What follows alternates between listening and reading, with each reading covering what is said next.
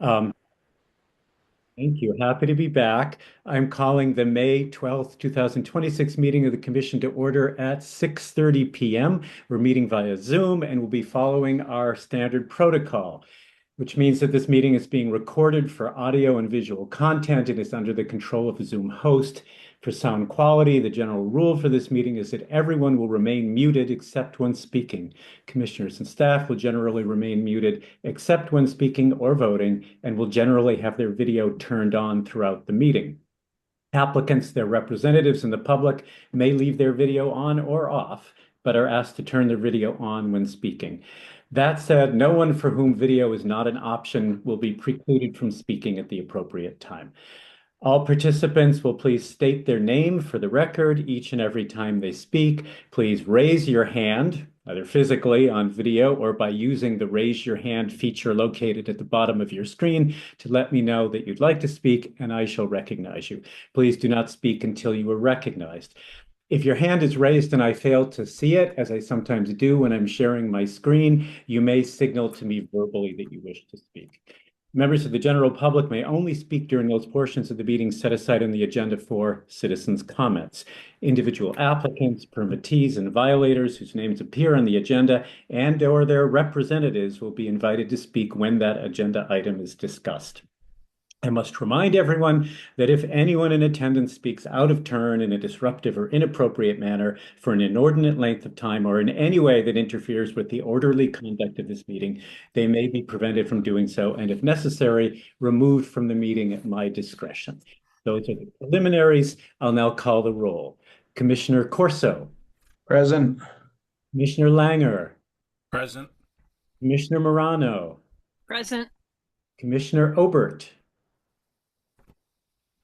I'm not hearing Commissioner Obert. Staff members present this evening include Margaret Washburn, Gloria Hart, our Wetlands Enforcement Officer, Gloria Harvey, our Recording Secretary, and I believe that Nick Donahue, has he joined us this evening? I was told he might attend. Maybe he's resting up for tomorrow night's meeting. If he's out there, we welcome him. We do have a quorum. The next item on the agenda is the seating of alternates. Robert Mooney is our alternate member. Commissioner Mooney, are you present? Yes, I am present. Thank you. I thought I saw you there. Seeing as all regular members of the commission are not present at this meeting, alternates will be seated. Commissioner Mooney is hereby seated. The next item on the agenda is to approve the minutes of the April 14th, 2026 regular meeting.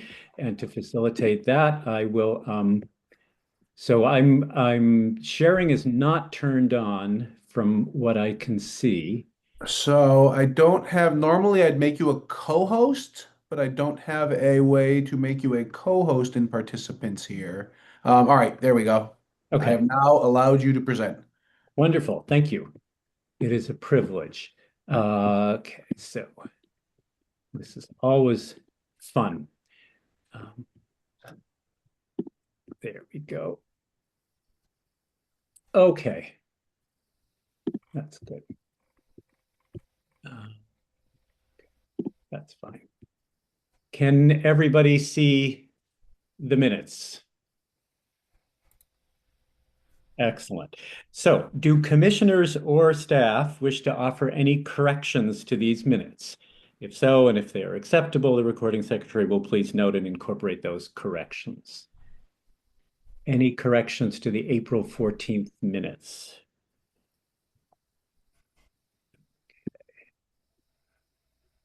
Hearing none, I will entertain a motion to approve the minutes of the April 14th, 2026 regular meeting as written. Do I have a motion to that effect? I'll make a motion to approve the minutes for the April 25th, 2026 meeting.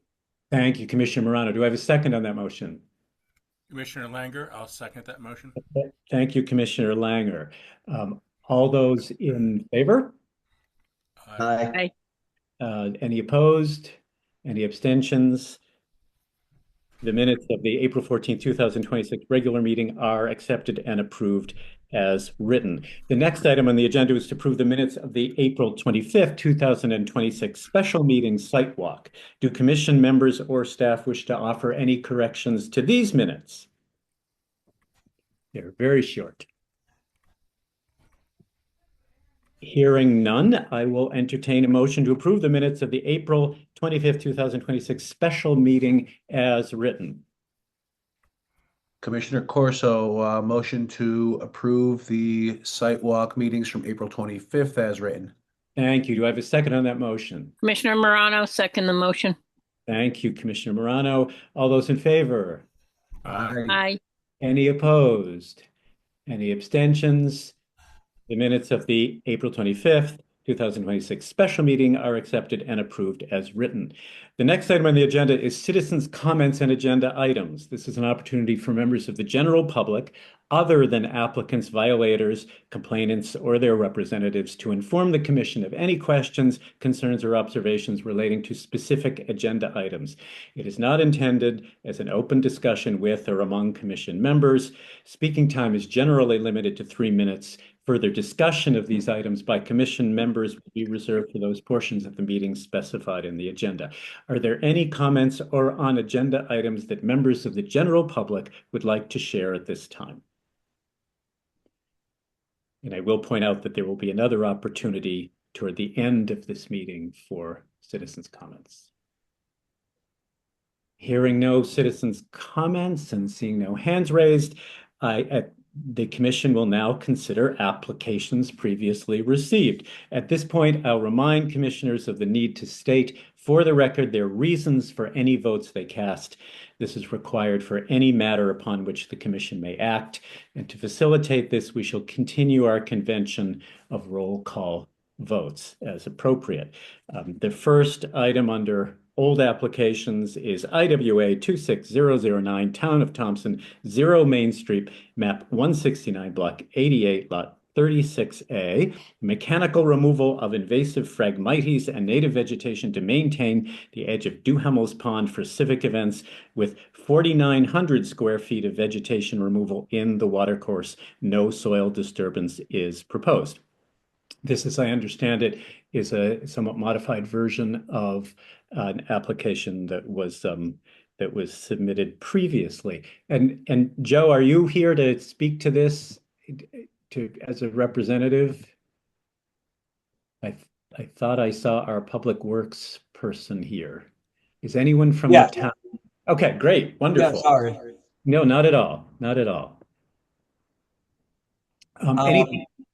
I would like to, during the winter months, of course, when it's frozen, that I'd be able to get out there and take care of some of that Phragmites and everything in that the area that used to be open, I should say, in the years past, and keep maintenance on it to keep it down. I don't plan on disturbing anything, just anything that's above the ice when it's frozen. Right.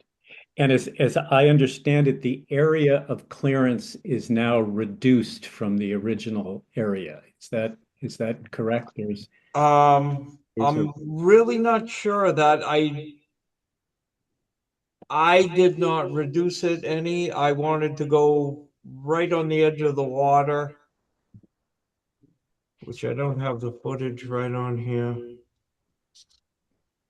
I'm seeing 4,900 square feet as in contrast with I think the original square footage was closer to, what was it, 8,000, something like that. Margaret, feel free to jump in here. I have on my screen what I take to be the revised plan with the more limited area of clearance. Can you zoom in on the plan? I can. Zoom in as much as you can on the crosshatched area, the southern end of what used to be 8,300 square feet. Right. It says now 4,900 square feet. It's because the first application was asking for more than the commission can allow without crossing the threshold to require an Army Corps of Engineers permit. So Yeah, originally it was this entire area. Is that Correct. Yeah. Okay. Now it's half of it. Right. Okay, that no, that any little bit you'll let me clear up to clean up, because the area that goes north, that you're not in the crosshatches on that picture, is not an area that we use as much. It's a smaller parcel of grass that we just mow up there. But where we have the fires and everything else and winter skating, and they had a couple of other small events, is closer to the entrance. Right. It's down here. So I know that the commission discussed this at some length, as I understand, at the last meeting. Do commissioners have any questions for Joe at this point about this revised plan?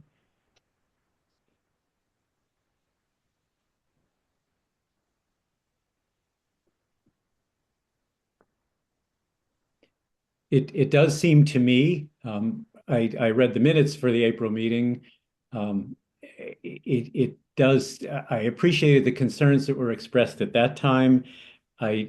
Speaking for myself, I think I would probably favor limited cutting here for recreational purposes, including fishing and skating and other things. At least some native plants will remain in the area that is uncut, and others will regrow along with the Phragmites.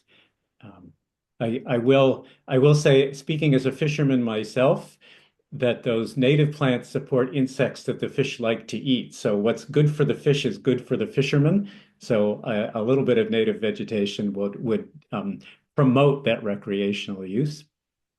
That's my stump speech. Um, but I would, unless commissioners have anything to add or anything else to bring up, I would entertain a motion to approve IWA 26009. Commissioner Corso, I'll make a motion to approve IWA 26009. Thank you, Commissioner Corso. Do I have a second on that? Commissioner Mooney will second that. Thank you, Commissioner Mooney. Discussion. I know there were concerns voiced in April. Again, I don't want to do all the talking here. I know in the original application, there was some talk of vista pruning for neighboring residents. I'm not sure that's justification for this kind of cutting by itself, but I think the emphasis on recreational uses is a good reason to proceed with this. I tend to agree. I like that we've clarified the work will be done during the frozen period of the year. I know that was a topic we discussed last month, the reduced scope, leaving some additional natives in the area that we can't touch also, I think alleviates some concerns in vastly reducing the native vegetation there. And to your point, recreation and getting people outside is all good stuff. So I think there's a much more valid justification, like you said, for opening these opportunities up. Thank you. Is any further discussion? If not, then I will call the roll, and I will start with you, Commissioner Corso. How will you vote? I vote to approve for the reasons stated moments ago. Exactly. Thank you, Commissioner Langer. I vote to approve IWA 26009. It appears that the communications from last month has been addressed, and it's a valid use of town land and just maintenance in a way that will make it useful for multiple people to use it. Right. Thank you, Commissioner Morano. I vote to approve the above referenced application. I'm familiar with the area. I used to take my elderly mother down that way, and with it to be cleared some, it provides for some enjoyment for people who might have limited ability to do so. Excellent point. Thank you. Commissioner Ober is not present. Commissioner Mooney. Yes, Yes, I vote to approve, based on it being revised. We revised and reduced the area which was going to be impacted, to be more in line with our guidelines, what we can approve. And I think it's going to be a great improvement, for the recreational use. Thank you. For the record, I will vote to approve for the reasons I previously stated. All the commissioners present have voted to approve. There is no opposition. There would be no abstentions. In that case, WA 26009 is approved. Thank you. Thank you. Thank you. Thank you, Joe, for taking the time to be here. Okay, you have an enjoyable evening now. Thank you. You can go home now. Thank you. Or you can stay if you like. Anyone is welcome to stay. Okay. The next item on the agenda is then I have to shrink my screen to get on with the screen sharing. Is WAA 26012, Justice Resource Institute, Incorporated, 75 Church Street, map 67, block 102, lot 9G, application for work in the 100-foot upland review area, including after-the-fact construction of a barn and gravel parking area with associated grading under VIOL 25071. Also an application for proposed driveway and associated grading. And this application was the subject of the site walk, the minutes of which we approved not long ago. Don't worry, I will make this bigger for you all. Okay.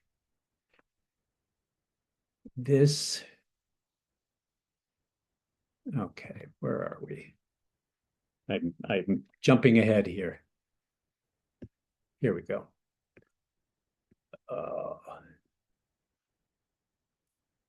Is there anyone present to represent or speak to this application? Yep. Hi, this is Jay and Joe here. We are, yeah, we're from JRI. Okay, thank you. And we met, did we not, at the? Yes. Yeah, wonderful. Thank you for being with us. Do you have anything to say at tonight's meeting? I know we are still waiting for your B100 from the NDDH for approval of the barn, for that after the fact application. So we cannot act on this tonight, but if you have something to share with the commission, please do so. During the walkthrough, they suggest about putting some type of barrier for the wetlands. So we proposing putting a 6-foot fence, and we're going to construct out a barn board right along there, and then return it into the building about 10 feet in from the left side of the building, and put a 6-foot gate.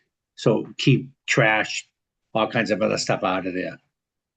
Excellent. Margaret, does that sound like a good idea to you? It should be shown on the plan. Right, that was going to be my next question. If it sounds like a good way to proceed with that barrier you recommended, it should be included on a revised plan. Okay, so, we're going to send it to Daniel, and then he'll for next month's meeting. And along those lines, Margaret, are we seeing everything on this plan that we need to see? I know you had some concerns about grading and contours. Daniel explained that what's shown there as existing contours includes the grading they did for the barn. Okay. So, except for there's a drain outlet on the west side of the barn that one of the commissioners thought should be shown on the sketch that goes to the health department, right? And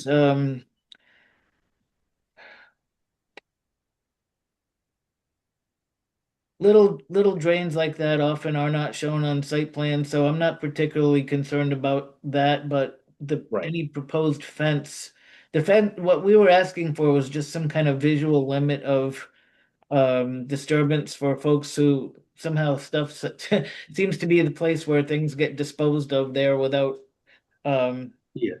group knowledge. So if they would please show that on the plan, and And have you applied? Has the applicants have they applied for the B100 yet? That was sent, but we had problems with our internet, but that'll probably be sent tomorrow. Oh, all right. If I don't think that the health department cares about fences, but if you could at least send them this plan, Okay. that would give them some time. And occasionally, it takes them more than 4 weeks. So we're hoping that they can Okay. Right. approve this in time that we won't need to ask for an extension. Oh, Right. okay. So I'm going to send the application along with this, again, along with this plan.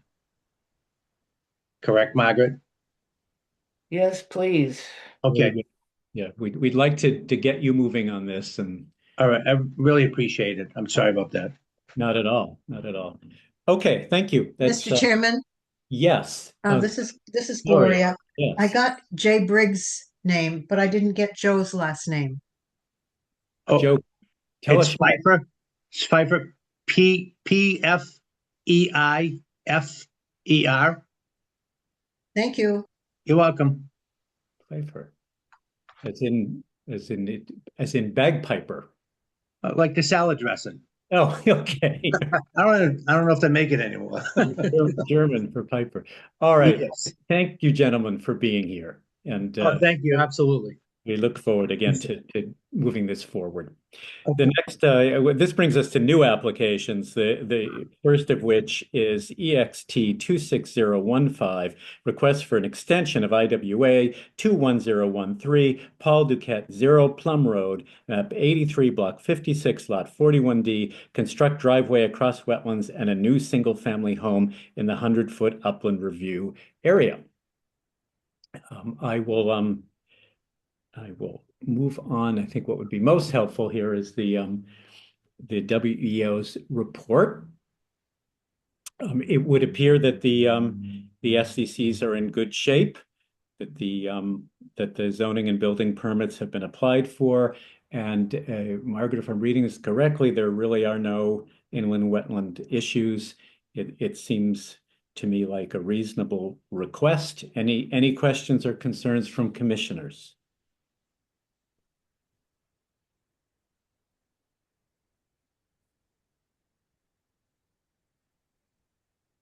If not, I will entertain a motion to approve EXT 26015. Commissioner Mooney makes motion to approve application EXT 26015. Thank you. Do I have a second on that? Commissioner Langer, I'll Commissioner second Corso. that motion. Thank you, Commissioner Langer. Any further discussion? Margaret, is there anything you'd like to add to what you've written here? No. No, thank you.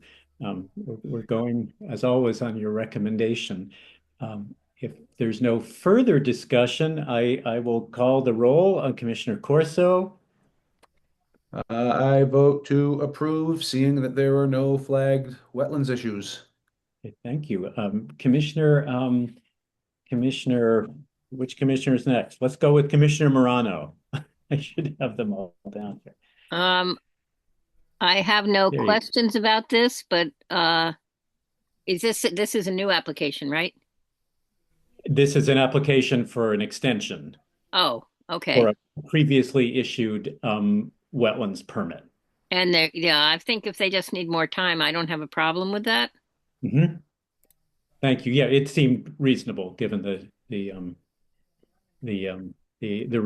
reason stated on the application. I'm mixing it up just for fun. Commissioner Langer. I vote to approve based on the fact that there's nothing new here and there doesn't appear to be any major issues with wetlands. Thank you.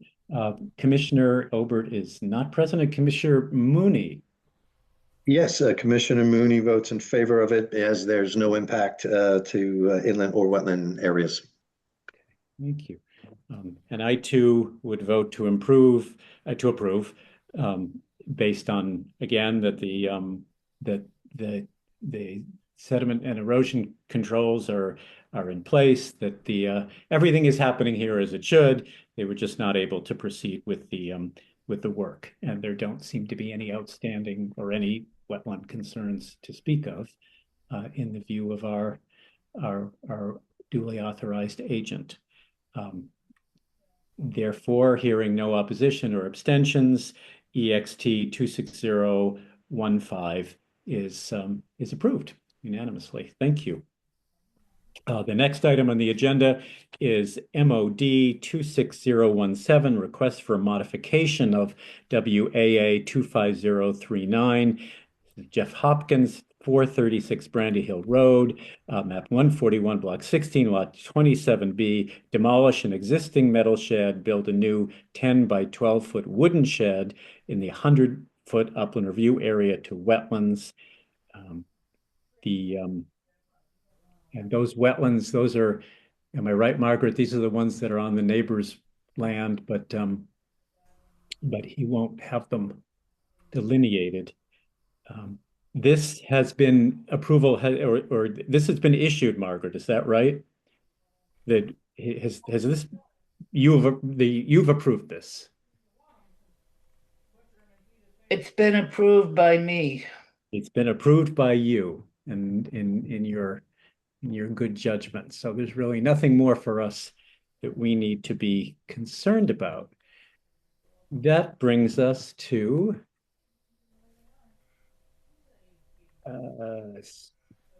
here we go. Subdivision SUBD 26018. This is Joseph Langlois. And forgive me, Mr. Lang, I'm pronouncing your name as if it were French. If you pronounce it differently, then do let me know. 95 Littenden Road, map 137, block 21, lot 20B, re-subdivision with construction of a shared driveway with a wetlands crossing, including an 18-inch diameter culvert, 2,000 square feet of wetlands alterations, and 17,400 square feet of alteration of the upland review area for a new septic system. Now, here again, we are still awaiting health department approval, and as I understand it, a wetlands redelineation is also required. So we cannot act on this, but we can talk about it. Is there anyone here to represent this application? This is Margaret. Daniel said he was going to attend the meeting, but he's not here and there's no one else here to. In that case, we just wait and we'll wait to do an inspection or a site walk until the NDDH approval and the revised plan has been received. Moving right along.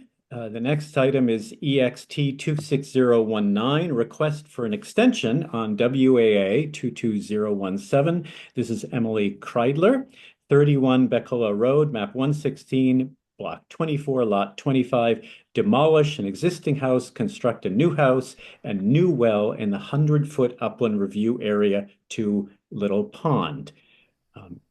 And now I understand, Margaret, that this too has been approved. Again, the request seems reasonable given the circumstances, and there was no reason not to approve this. Is that right? I think we talked about it. It's already approved by me. Yay. Okay. Very good. I love those. The next item is WAA 26020. This is Victor. I am assuming it's Jose Pagan Lugo. Forgive me if I'm not pronouncing that correctly. 362 West Thompson Road, map 48, block 105, lot 8C. Proposed one-bedroom accessory dwelling unit, ADU, and septic system replacement with associated grading. 7,000 square feet of alteration of the upland review area. Is there anyone here to represent this application? Get to it for you. And show you the site plan.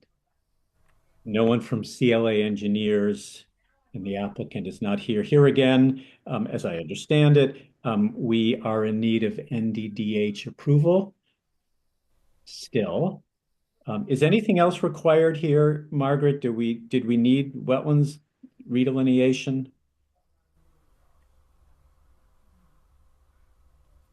No, No. Okay, so it's just the health department we're waiting on, and that this site can be inspected, will be inspected I by inspected it yesterday. There's no yeah, wetlands issues. that's right. This is the one you inspected yesterday, and there seemed to be no. So you can issue the approval yourself once the health department does what it needs to do.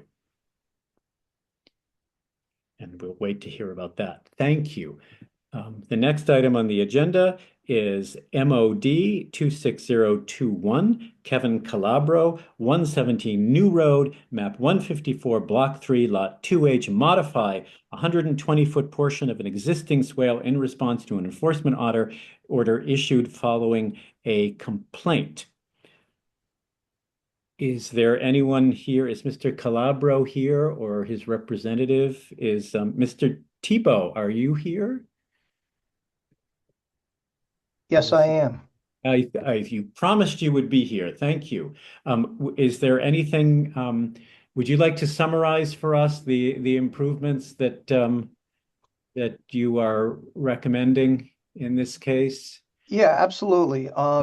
So there's about 120 feet or so of the swale that's pretty shallow and narrow, and it's clear with walking along it and just observing it where the overflow happened in the spring. I think it was certainly some extreme conditions in the spring when we had all this snow over the winter. We still had frozen grounds. The snow was melting. We had a couple of big rainstorms, and I think that was probably those were probably the circumstances that led to the swale overflowing in the first place.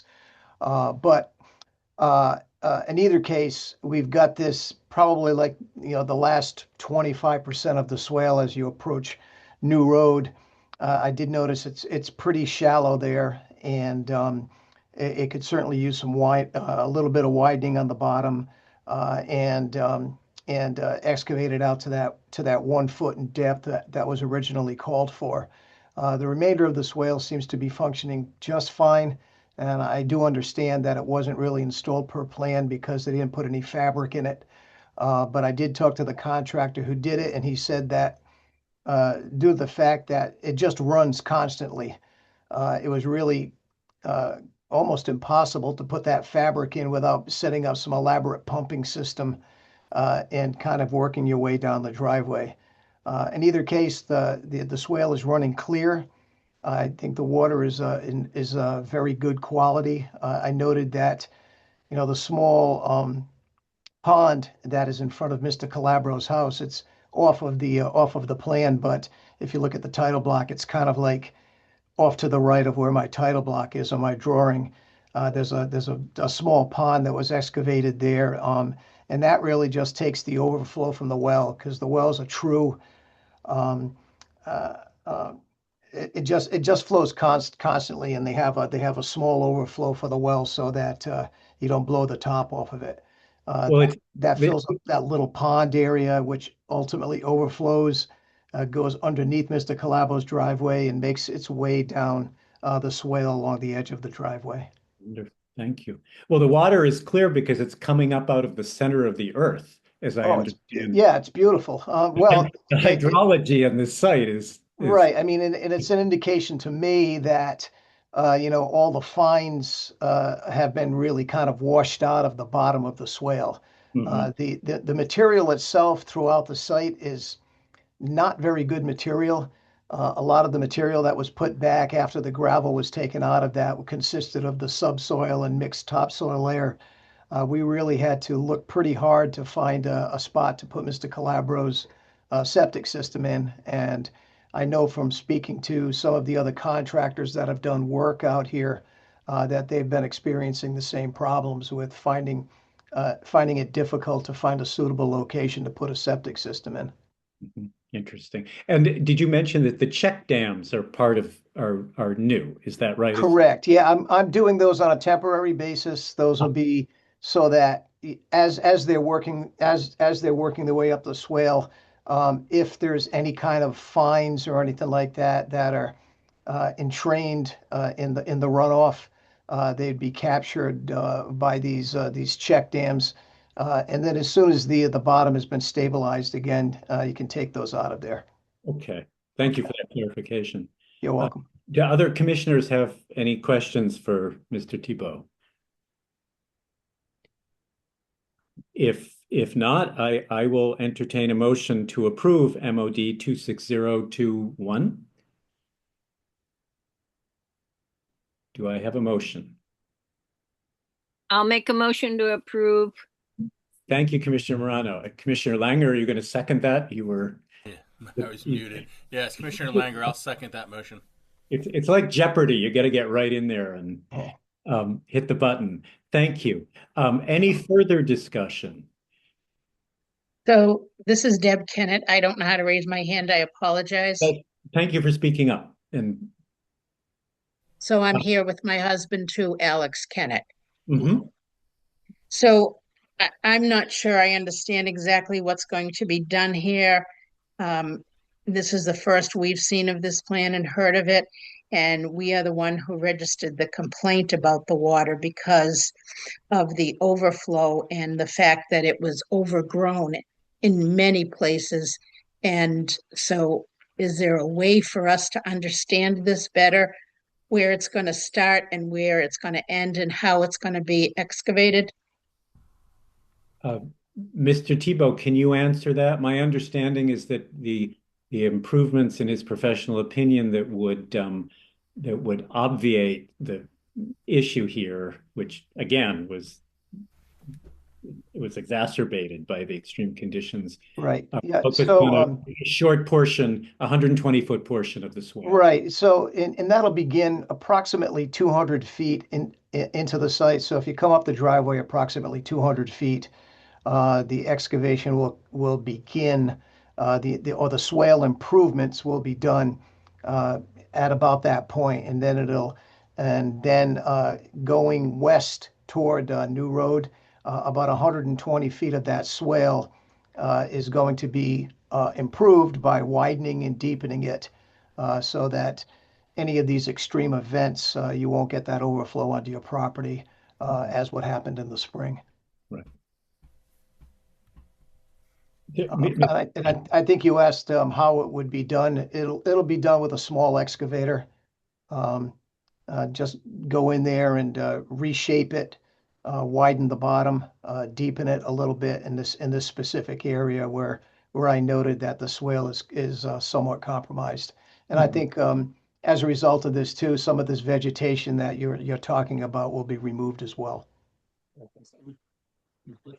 Right. So this is not a rebuilding of the swale. This is a no. It's just an improvement of a portion of it that doesn't seem to be functioning properly. Thank you. And so back when we were bringing this for discussion a couple of years ago, the gentleman who was proposing running the swale down said it would be created to prevent what he called a 100-year flood. So can you make a comment on his comment? Maybe it was yours, I don't know. That was me. Yeah, that was me. What happened was it was overtopped. It did not accommodate all of that runoff and the frozen ground and so forth in the spring because number one, we had these extreme conditions with frozen ground and snow melt and two pretty significant rain events in excess of 2 inches back to back. And also the fact that that portion of the swale was not per plan. And I don't know if it wasn't constructed originally per plan and it filled in, if it was done properly at the beginning and it was filled in, or if it just wasn't done properly at the beginning to begin with. But my observation on site is to help address that issue where we'll be able to accommodate those extreme flows and you know those events that happen in the spring with the snow melt and the frozen ground and the extreme rain events, those occur so seldom. I mean, and the overall the amount of runoff that is generated by those types of events even exceeds a 100-year storm by the design standards. So, And so then thank you very much for that clarification. So there's a couple of other points I just want to bring to the table, and appropriate discussion or not. We have been here since April of 2022, and Kevin, please correct us if we are incorrect, but there wasn't any major construction of a swale that happened next to our lower property from when we brought this for discussion a few years ago.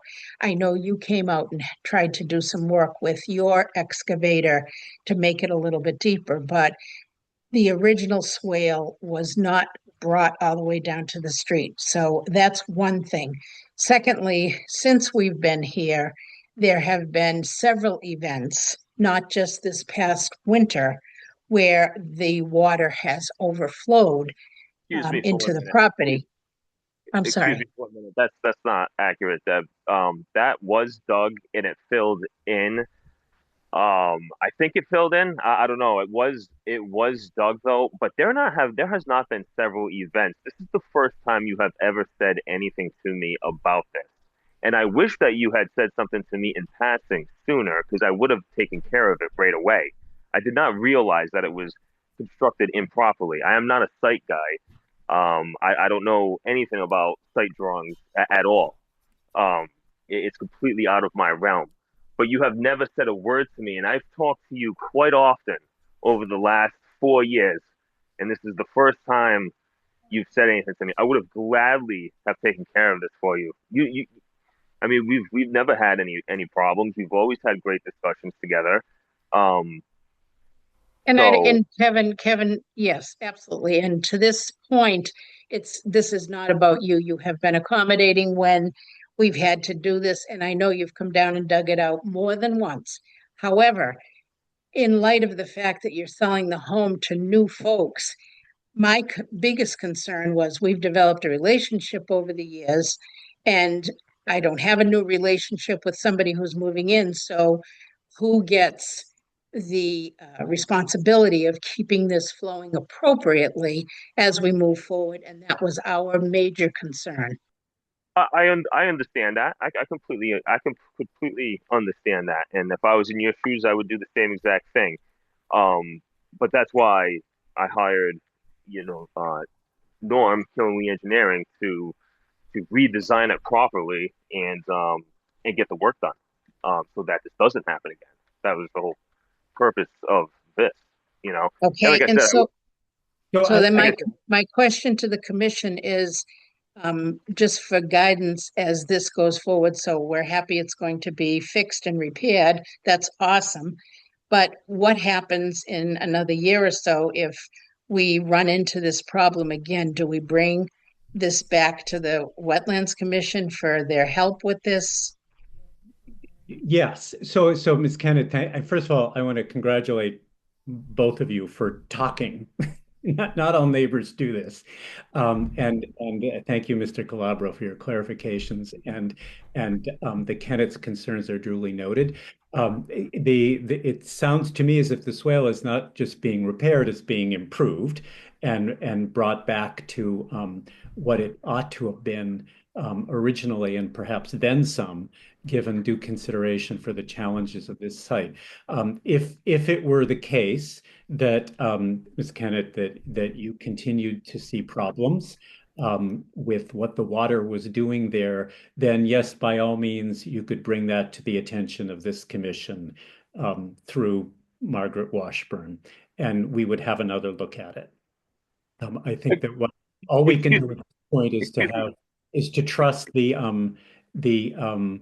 experienced professional who has inspected this whale and is proposing some alterations to it that should that should lead to a better performance than you've seen in the past.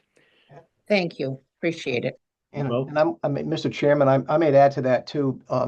With the swale being in the condition that it's in currently, with probably half the depth and half the width that it should be, you're really only getting a quarter of the capacity of that swale. So this will be a significant improvement over what's out there. thank you. And like anything, it would have to be maintained, and Right. you want to watch out for that. Uh, Any?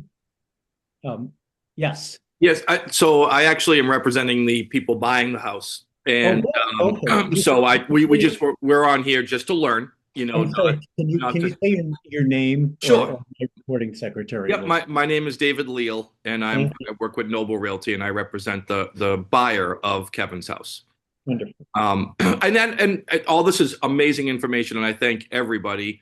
Kevin, I know you're a great guy, so I do have just why is it just one section that's being done? Like, I realized I understood, I heard what everyone said, meaning just this one section, but why are they only doing maybe 120-foot section versus, maybe more of a length? Would that make the situation less likely to reoccur or anything like that? So that's just a little bit of my question. No, the limitation of the swale is where you've got the constriction in the swale. So we're repairing the area that is ultimately creating the problem right now with the overflow onto the Kennett's property.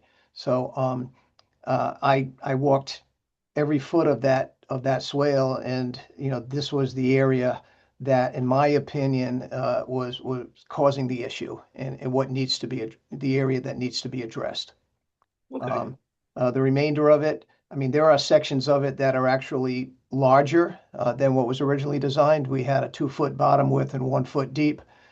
There are some areas up closer to Mr. Calabro's house where it's probably 4 feet wide, and maybe even a little deeper than a foot. So, clearly there aren't going to be any issues in that area. But it's like going down a river. You come to a wide, shallow part where the water's barely moving, and then a quarter mile down the stream, all of a sudden the river's half the width, and the water is blasting through there. Right. That's kind of what we're looking at here. It's like what happened to Putnam. Absolutely. Does that make sense, Mr.? Yeah, that actually makes some sense. And my client Steve is on here, and I just wanted to say, Mrs. Kennett, that my client Steve is equally as kind and nice as Kevin. So I'm sure you'll have a great relationship. So and Steve is on here if he would like to jump in. Yeah, I might say, this is all the properties within this particular development were certainly pose some challenges with the condition that that the land was left in after the gravel was taken out of there. And I've seen it. I've done Kevin's home. I did the complete site design. I've done a couple of other septic system designs for some homes within the development, and I've spoken to a number of the contractors who are basically raising everything up. Every house they build, they have to raise up higher. The septic systems are barely meeting the state health codes. The site itself and these properties just pose some challenges due to what's there. And I think that's why you'll still see there are a number of undeveloped lots within this, because I think people have sort of gotten a whiff of what some of these other homeowners have gone through, and they're a little leery. Mm-hmm. Interesting. Thank you. Any further discussion? We have a motion made and seconded. So I'm going to call the roll and take the vote. Commissioner Corso? I vote to approve the proposed corrections. We asked for an expert to be brought in to evaluate the condition and make recommendations, and that's just what happened. So it seems like we have everything we need to have confidence that the experts are here to help. Thank you. Commissioner Langer? I vote to approve. There appears to be a suitable plan in place. The experts are here and working, and both landlords and abutters seem to be willing to work together and communicate. So that's always a positive thing. Indeed. Thank you. Commissioner Morano. I vote to approve. It sounds like people have put their heads together and come up with a plan to try and resolve this unfortunate situation. Well put. Thank you. Commissioner Mooney. Yes, I vote to approve. It seems like the modified plan to widen and deepen this swale for the purpose of preventing runoff to the neighbor's property. This solves the problem, and so I said we approve it and move forward. Thank you. And Chairman Dustin, I too shall vote to approve. They did what we asked, and the proposed improvements, the modifications seem to me to take care of any foreseeable problems. And I'm going to echo what others have said about the neighbors being in communication, and it looks like this one has gone very well. So I hear a unanimous approval. I hear no opposition. I hear no abstentions. MOD 26021 is approved. Thank you. Thank you. And thank you for pushing us up in the agenda too. I appreciate that. You talk to Margaret about that. She does. All right. Thank you, Margaret. Very welcome. Try to Yes, be accommodating. thank you. Okay. Thank you, guys. Thank you. We have one more new application. This is WAA 26022. This is Thomas Provençal, 97 Quadic Mountain Road, map 143, block 16, lot 17K. New construction of a 3-season porch within the 100-foot upland review area to Quadic Reservoir with 350 square feet of alteration in the upland review area. Forgive me, I need to change over to a different set of Zoom docs here. Okay. So the situation here, we are again awaiting NDDH approval for the septic. Is there anything else, Margaret, that we're missing?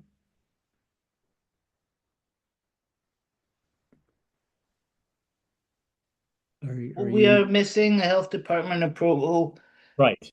And I need to do an inspection. You need to do inspection, which you will do when that approval is received, and then you can. This is a wetland agent approval, so if we'll talk, and you're able to approve it yourself. Yeah, I don't need to wait for the health department. I just haven't had time to get there. Oh, I see. Okay, good, excellent. And there are no foreseeable wetland concerns, I take it. It's no. It's a steep slope, as we know, but it's on the opposite side of the house from the reservoir. Ah, okay. Right, of course. Now I'm reading the plan. Good. Could I chime in for the applicant 1 sec? Daniel Blanchette. Oh, Daniel, welcome. Thank you. Hi there. Sorry I'm late. Not at all. Yeah, so we've been working with the health department. The health department is probably going to require a whole new septic system. Mm-hmm. Okay. So, I know Margaret said she could approve it without the health department. The plan is probably going to change significantly in scope. So, thank you for the heads up on that one. Appreciate it. Anytime. Anything else? So we'll watch for a revised plan then, right, Daniel? Yes, ma'am. Yeah, hold off, please, on anything for a couple months, probably. Okay. Thank you. One thing that you don't have to do next week. Exactly. Excellent. Thank you. We all appreciate that. Applications received after the agenda was posted, there are none. Permit extensions, changes, there are none. And that brings us to always what we've all been waiting for, active violations and pending enforcement actions, beginning with VIOL 25044, Carlos Ferreira, 1036 Thompson Road, map 118, block 29, lot 17C, and 0 Thompson Road, map 118, block 29, lot 17A. This is a show cause hearing for wetlands excavated without a permit and for material deposited in wetlands without a permit. So Daniel, you're here. Did you want to talk? I know there's no plan yet, but there is a plan to plan. Did you want to kind of summarize what the what what we might see happening here to resolve this situation? Yes, sir. Absolutely. So myself, the client, the applicant, my soil scientist, Rick Zulik, Margaret Washburn, we had a very productive meeting on site about 2 weeks ago. We went over a lot of different things. You can see Margaret's notes in front of you. I do have to do a little bit more surveying to get some additional information, but I expect to have a plan in front of the commission at the following meeting in June. Excellent. Okay. I think it was May 28th or something, but as long as we could have it for the next meeting, that would be great. This has been around for a while. It's a challenge, and thank you for helping the Ferreras to move forward with it. Yes, sir. Yeah, this is one of the tougher ones I've seen. And you're right, it's been on the agenda for a long time. The winter kind of killed us, but we're making progress slowly. Sure. Thank you. The next item on the agenda is VIOL 25071. This is Justice Resource Institute, 75 Church Street, map 67, block 102, lot 9G. Again, a show cause hearing for construction of a barn and associated grading in the 100-foot upland review area to wetlands without a permit. So we, as we just talked about, we're still waiting on NDDH approval for the after the fact construction. And so no further action can be taken at this time. This is Margaret. At this point, I don't think that there's any more dispute from anybody that they're taking responsibility for what happened there as far as doing work without a permit, and they've paid the fees for that kind of after the fact permit, and I don't see why you can't close the show cause hearing on this one at this point and just wait for the NDDH approval to roll in. All right. All right. We can certainly do that. Did I miss your good. Okay. I'm happy to do that. So I will entertain a motion to close the show cause hearing for VIOL 25071. Commissioner Mooney will make a recommendation that we, let me see where we're at here, that we close out the show cause hearing VIOL 25071. Okay. I'll second that motion. Thank you, Commissioner Morano. I'm going to do this by voice vote, if that's all right. I mean, I don't think I need to call the roll.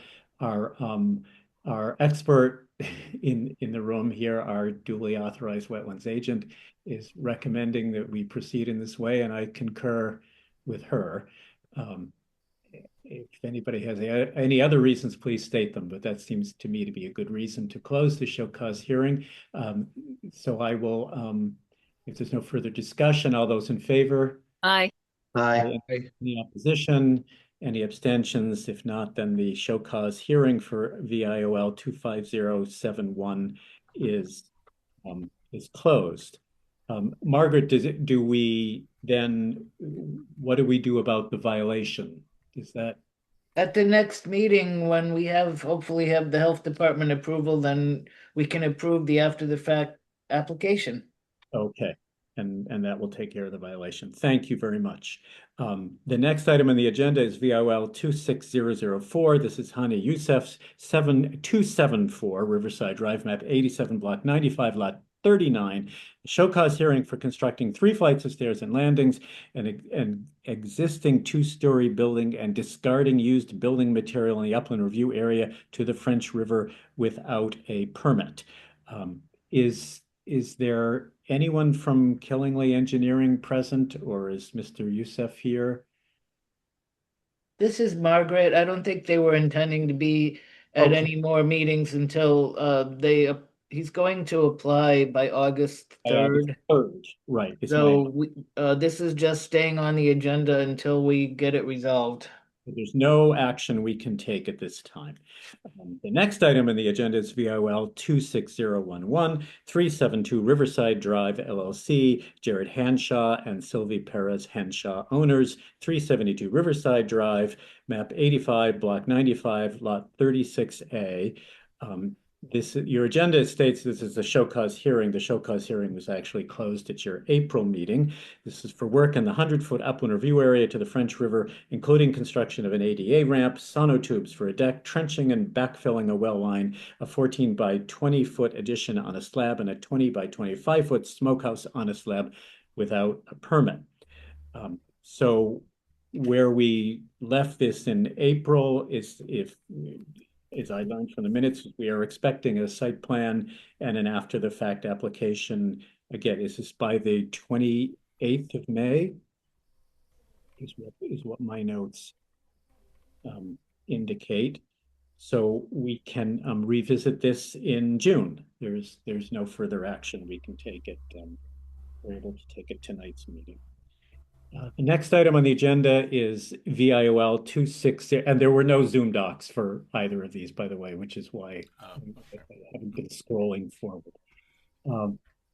There's really, because there's nothing more to say for now. The next item on the agenda is VIOL 26014. This is Kevin Calabro, 117 New Road, map 145, block 3, lot 2H, a show cause hearing for swale not designed as per approved plan under permit IWA 23011, following complaint 2602. We have approved the modification to this swale. So I am going to ask for a motion to close this show cause hearing. And can I close the hearing and lift the order all in one vote, Margaret, or should we do those separately? I don't see why not. Okay, so I'm going to ask for a dual motion to close the show cause hearing in VIOL 26014 and to lift the order. Commissioner Langer, I'll so recommend. Got it. It's on the record. That's fine. Thank you. Right, second. Commissioner Corso, second. Thank you. Any further discussion? Again, I'm going to bring this to a voice vote. The reasons for a vote to close the hearing to lift the order would be the same reasons that were given for the vote to approve MOD 26021. Which we did not long ago. All those in favor of closing the show cause hearing and lifting the order in VIOL 26014? Aye. Aye. Any opposed? Any abstentions? The show cause hearing for VIOL 26014 is closed and the order is hereby lifted. Okay, the last of tonight's violations is VIOL 26016. This is Philip LeBlanc. This is 295 Linehouse Road, map 55, block 69A, lot 3A. Notice of violation and order to correct issued for failure to perform work in accordance with drawings shown in DEC 25068. So you will recall from the April meeting that an order to correct was issued. And if I'm summarizing this correctly, by May 7th, which is passed, was for Mr. LeBlanc to seed and stabilize the spoils, to install a staked wattle or a mulch tube between the spoils and the larger pond that is partly owned by Mr. Gribb, and to stop depositing material on neighboring property. And I will note, as this is here in the documents, that the complaint, Mr. Gribb's complaint in this case, has been brought to the attention of Connecticut DEEP. So the question is, that was the order to correct. The question is, where are we now? And I think I should ask, is Mr. LeBlanc or is Mr. Gribb present with us this evening? Okay, we did receive some photographs from Mr. Gribb of Chairman Dustin, before we move much further, I just wanted to take an opportunity to recuse myself from the conversation here, as I've recently done work for Mr. LeBlanc. Thank you, Commissioner Corso. I noted that from the previous meeting, and I appreciate that very much, that conscientiousness. I will share this to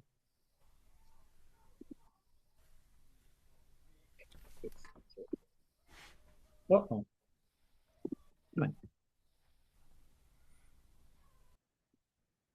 I need to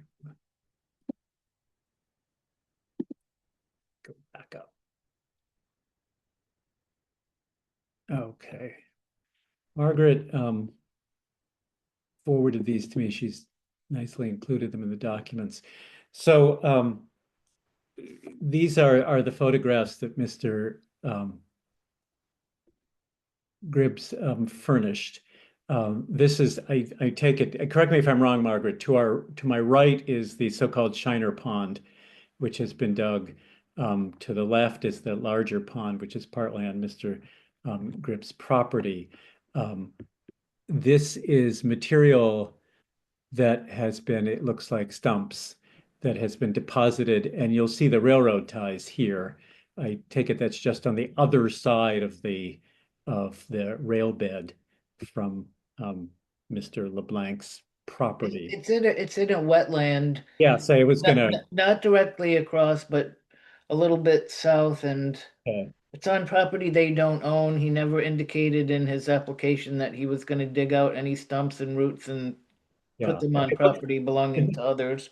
It looks to me as if this material is deposited on the railroad right away, given that here are the ties.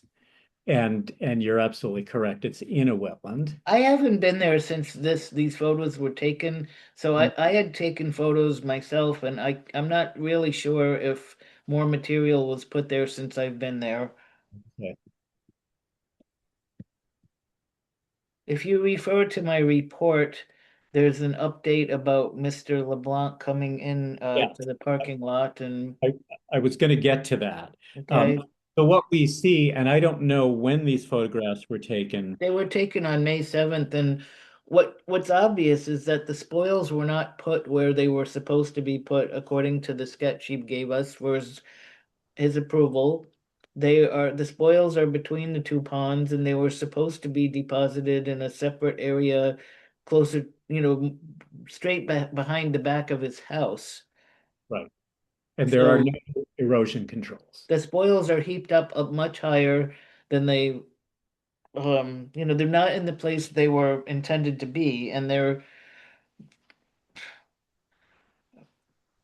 probably referring to my report will help to make clear what's happened.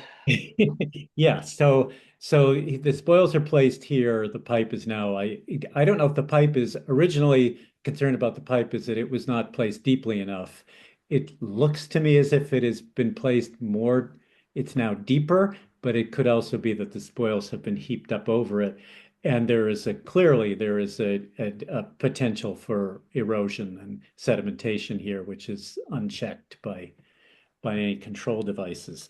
So I'm for those commissioners and others who haven't had a chance to review your report, it sounds to me as if Mr. LeBlanc he wasn't able to speak to you in your office. You kindly went out into the parking lot of Town Hall to speak with him there.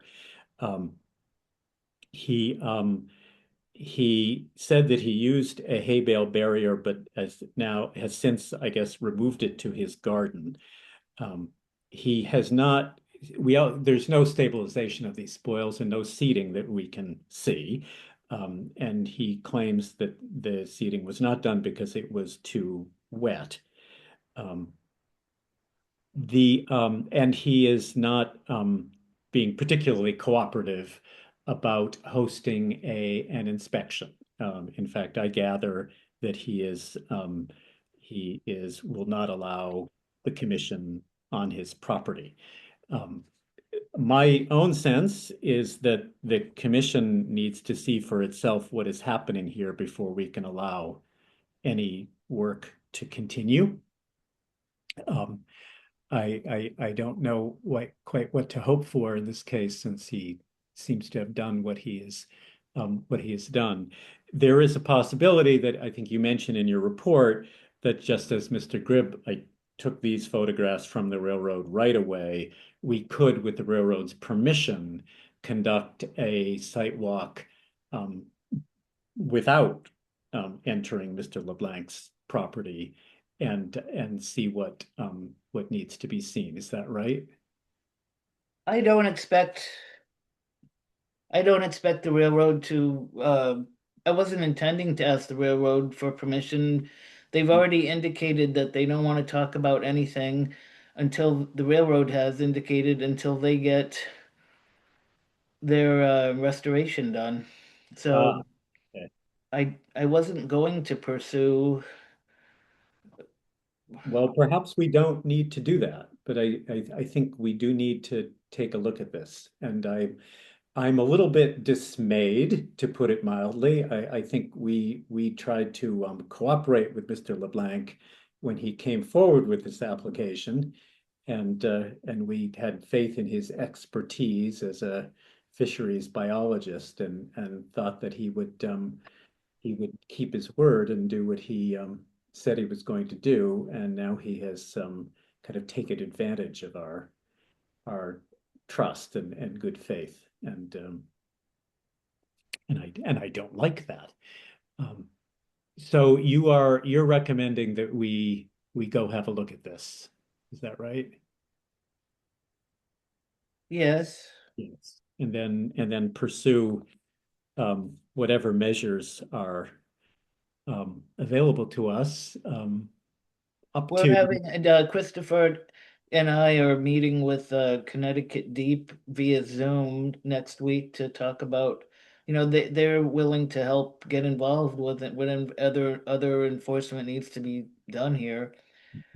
To use any the we can all the leverage we can get. And I'll remind the commission that permits can be revoked if it comes to that. Um, so there is nothing more to do now other than should we schedule a site walk? I think so. I think so. So I will propose, I mean, speaking personally, we're going to avoid the long weekend. So I would be available either the 16th, if it's the entire, if this is a special meeting, I would be available the 16th, which is this Saturday, or the 30th. I'm on vacation the week of the 30th, so if you want me there, it would be the 16th, but you're welcome to go without me while I'm on vacation. Oh, that would be no fun at all. And we don't want to bring you back from vacation. Can we put this together by Saturday? Yes. Okay. Are other commissioners able to attend a site walk on Saturday? I'm sorry, but I have a conflict on Saturday. That duly noted. Certainly understandable. I might Commissioner be. Langer, I have graduation, so I Ah, also have a conflict. it is the season. Commissioner Mooney? I'm available if it's in the afternoon, from noon on. I don't know what would work best for the group, but I am available in the afternoon. Okay. I'm not available in the afternoon, but I am available at noon, if that helps. Yeah. Margaret, would that work?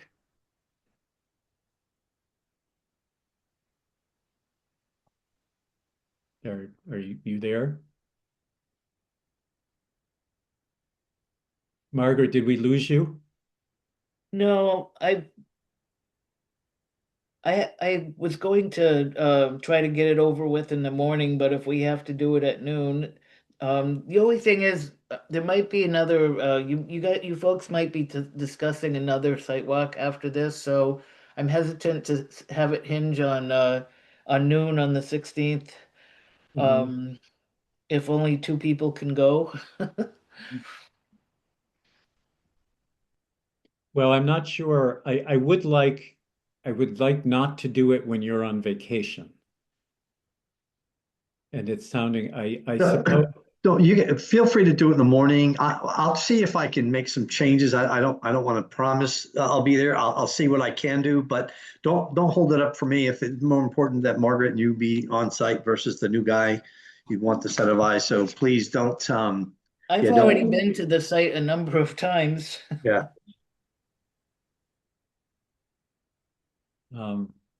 Well, if we're going to do the other walk would be, what is the other walk that you're anticipating, Margaret? I was wondering if folks were going to want to take a look at the Ross and gravel pit. That seems a little premature, unless we have a pretext for that. Well, why don't if it we'll get to that when we get to that. Why don't how would the 30th be then? You'll have to Margaret, you'll have to explain to me if you're not there how I'm going to get on to the railroad right away without trespassing. What about the first weekend in June? That is June. Remind me what that is.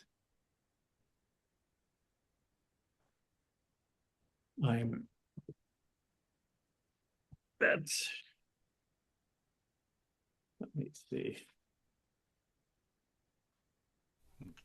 June 6th, Saturday. Right. That would work for me. I know that's just on we have the meeting the following week, and I know you don't like to do that, but we could probably pull that off. I have bulky waste to go to on that Saturday, so I just think it would be better if we could do it on a weekend when more people can come than just you and me. Okay. We can do June 6th. What's everybody else got going on that day? I'm fine. I'm out of town that day. Looks like Commissioner Langer could be there. We don't know about Commissioner Obert. Commissioner Corso is recusing himself from this matter. And Commissioner Mooney can make that date. It's D-Day. There you go. Correct. Did we decide on a time? Is this a morning? I think if we meet at the intersection of Laporte Road and Linehouse Road, there we can park at the edge of the tracks and walk down. Okay. Or we could. I'm sure Mr.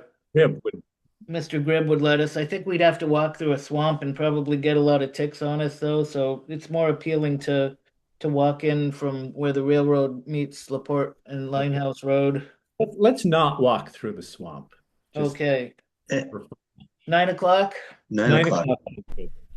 Okay. Good. All right. Thank you. Anything more on that? No. Oh, okay. So that's to be continued. All right. This brings us to other business, of which there is none. We have a couple of items from your report, Margaret, that we have still to talk about. And the next is item, any citizens' comments? Second shot at that. I have a comment. Is Nick Donahue in the room? That is me. I'm not sure if you can hear me loud and clear. I can hear you. Welcome to the. Yeah, thanks for having me. I just want to take a second to say thank you for the good work that you guys do. I know sometimes you guys, women, are kind of the unsung heroes of what we do protecting the town.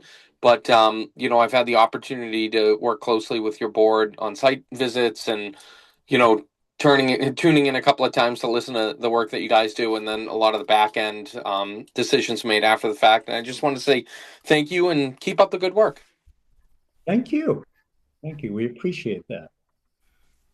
Yeah, it's great, and it's great to see how professional your board is and well led. And Margaret definitely does a great job assisting you guys. And yeah, I appreciate what you guys do, and thanks for your time tonight. It's our duty and our pleasure, and I second that with respect to Margaret. That is certainly true. And I try to remind the commission that laughter is not permitted because this is serious business, but I think we enjoy our work. Yeah, I think, and it shows, you know. Thank you. Feel free to you have season's tickets to to every board, every night of the week. Boy, don't I know. and you have a meeting tomorrow night, is that? Every night. Yep, every night, typically. In a annual town meeting tomorrow night at 7 p.m. at the library. So if anybody wishes to join us, although there isn't environmental concerns to be discussed, equally as important business. That's right, like dogs. Like dogs. Okay. Thank you. I'm going to proceed if that's all right. All right, thank you. Yeah, I appreciate your time. Nice, you guys have a great night. Feel good moment. I appreciate that. We need more of those. Good. Good. Okay. Thank you. Reports, budget and expenditures. It would be easier for me if I could keep these Zoom docs up on my screen. Do we need to look at the budget, Commissioner Langer, or can you comment on it without our seat? Do I need to show it? It's in the documents, and if anyone wants to go back and look at it, we have our budget report through April 30th of 2026. Currently, we are at a 79.6 percent usage for the year. Our standard two items that are traditionally over the 100% is the telephone and alarms and advertising, both of which we've requested increases in the next budget. I believe we'll hear by next meeting how that resolves. But going with our standard monthly allotment, we will still come in under 100% of our allocated budget. Not by a lot, but we certainly should stay under it unless there is a major change in telephone use or advertising. Yeah, I thought less than 80% in May. That's pretty good. April. This is through the end of April 30th. Oh, so we still have 2 months, but if we're running the traditional $220, $230 a month, we have enough in there to get us to the last two. Got it. Thank you. Yes, budget frozen. It's like that movie, right? Budgets are all frozen, but we seem to be pretty responsible. Okay, very good. That brings us then to the wetland agents report. And Margaret, I think I've covered everything except for there are a couple of items that that are worthy of note. The first is this letter that you see on the screen before you, that you sent to the Planning and Zoning Commission regarding unpermitted mining and processing activities on 0 Aquatic Town Farm Road, map 141, block 17, lots 184 and 184 triple A. I will share with you that first selectman, the zoning enforcement officer, and I met with the owner, Mr. Rawson, Gary Rawson. Margaret did not inspect the property because Mr. Rawson refused to allow her access to his property. The letter here, as you'll see, I will read it for you in case you haven't seen it. So in late April, Margaret Washburn observed and photographed processing equipment on subject property visible from Baker Road near the north end of Logie Road. A clearing apparently extends close to Aquatic Town Farm Road. On the same date from Aquatic Town Farm Road across from 691 Aquatic Town Farm Road, mounds of fill on the subject property were observed and photographed from the road. It appears as though a gravel mine is active on the subject properties, and she's asking that the commission please take the appropriate enforcement steps to ensure compliance with the earth removal regulations. This is the mapping that Margaret furnished. Here's the lot. You can see this is Mr. Rawson's golf course, but you can see the this is where the gravel processing operation is. And back here, roughly, is where Mr. Rawson says he is expanding his campground, and that is area is also substantially cleared. You can also see the actually it was cleared back here. This is there's a water course that runs through here, and there's surrounding wetlands, and it runs down to the lake. You'll see photographs of that in a moment. These are the photographs that Margaret took. Here's the gravel operation, which is extensive. This is my report, my amateur report, if you will, from it wasn't a formal inspection. It was more like a preliminary visit. So there were two sites, and my handwriting is not as neat as Margaret. So this is First Selectman CEO, and I walked north on what I call the East Campground, the first site. We photographed and measured distances from the limit of current work clearing for the campground to what I took to be a perennial stream. It was running quite strong when we were there. The distance to the suspected wetlands, now these wetlands are not flagged, using a measuring tape was 104 feet. To a visible stand of skunk cabbage, which would certainly be wetlands, was 110 feet. To the stream itself was 122 feet. I did discuss informally the flagging of the wetlands with Mr. Rawson, who was not terribly receptive to doing that. The plan needs to, his site plan, which he has not submitted, needs to confirm the limit of work in relation to the upland review area to clarify any wetlands issues. And to be clear, as of now, it is not clear that there is a wetlands violation here, because we're not certain where the wetlands begin and end. To continue, inspected wetland crossing, previously permitted, according to Mr. Rawson. I also photographed this before inspecting and photographing the gravel equipment and gravel bays near the golf course. This was site 2. Mr. Rawson stated that the work toward the pond was also previously permitted. So I will, I'm sorry to be narrating this so much. This is the camp, these two photographs on the right is the clearing for the campground. And you can see from these automobiles back here that this is a very large area. This is something from which Mr. Rawson would need a zoning permit.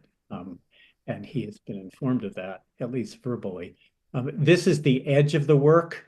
So right here, when these photographs are taken from this point, this is a photograph taken from the inside of a vehicle of that other wetlands crossing. We can talk more about that later. This is Selectman Donahue. We're trying to piece this together. So he's holding the tape, and we're getting to a point where, again, in our unprofessional opinion, it looked as if the wetland soils may begin. This was the 104-foot point. This skunk cabbage here, this is the 100, and I think it was 10-foot point. And here you can see that stream. Selectman Donahue is standing right on the bank of the stream. That's 122 feet out.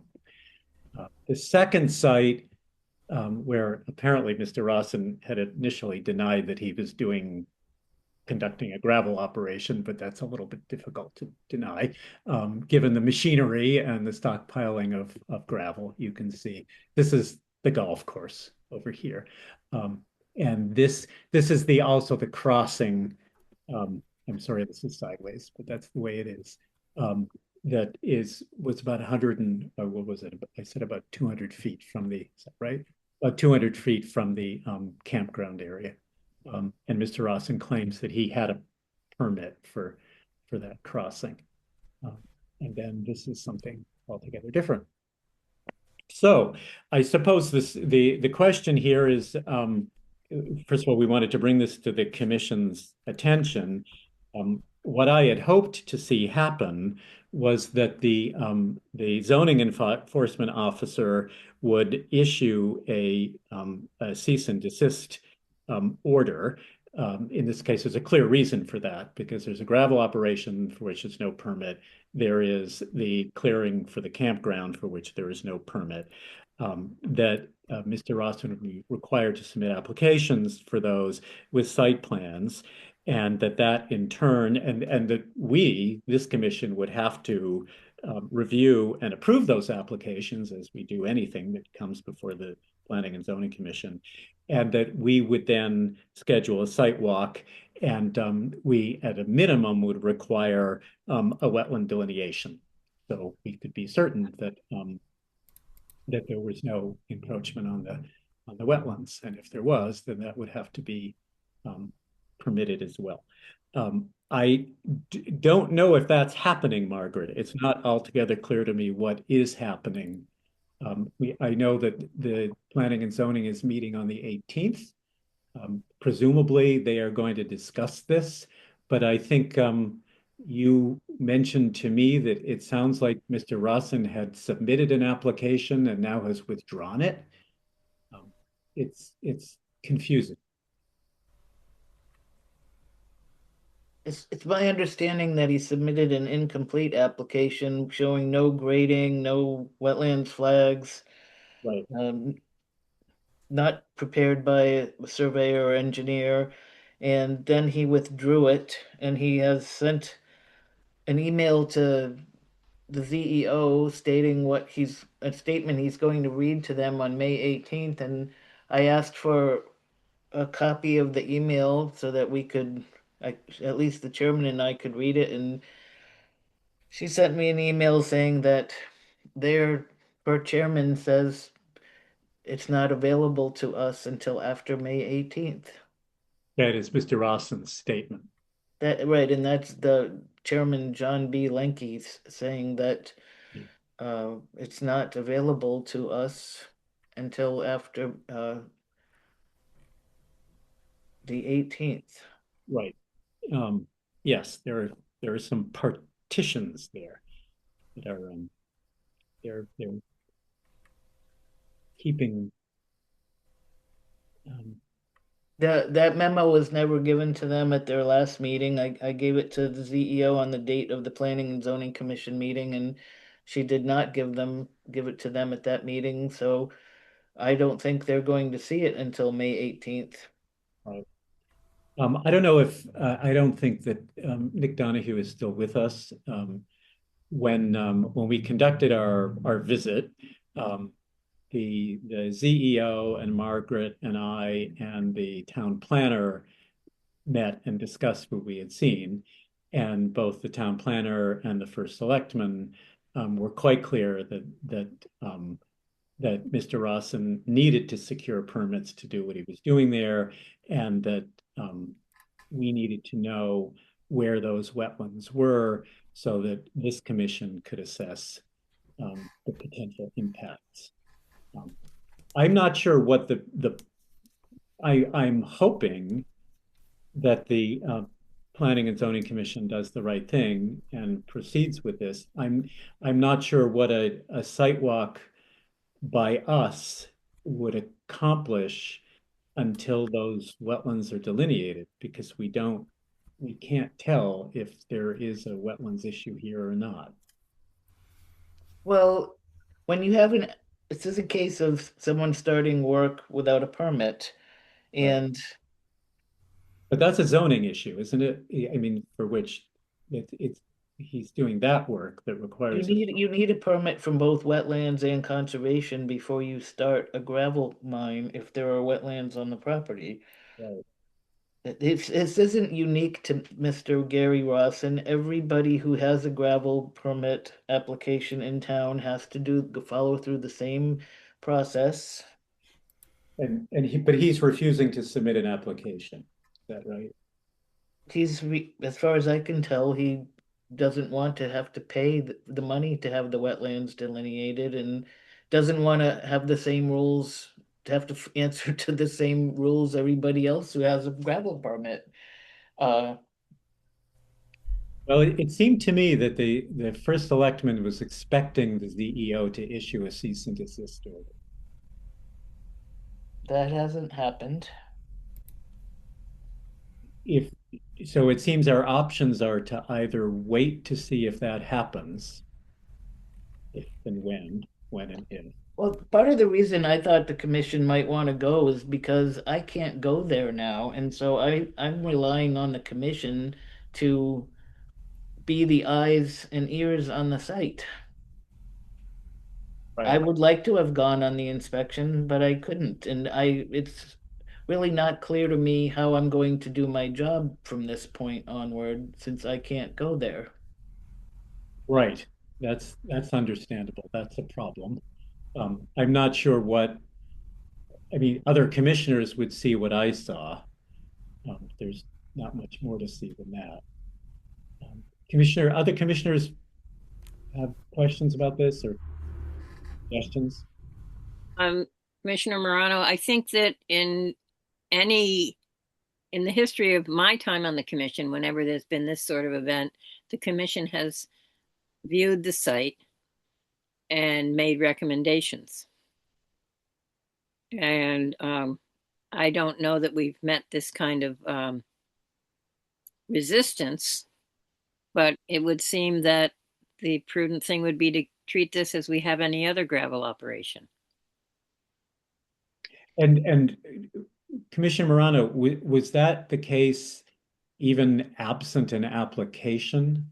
So I think Margaret's argument is that there is a violation because there's unpermitted work. Correct. And I think that without an application, I think that a letter of violation would have to be sent to him. I don't know if it already has or not, but it seems to me we need to make a record.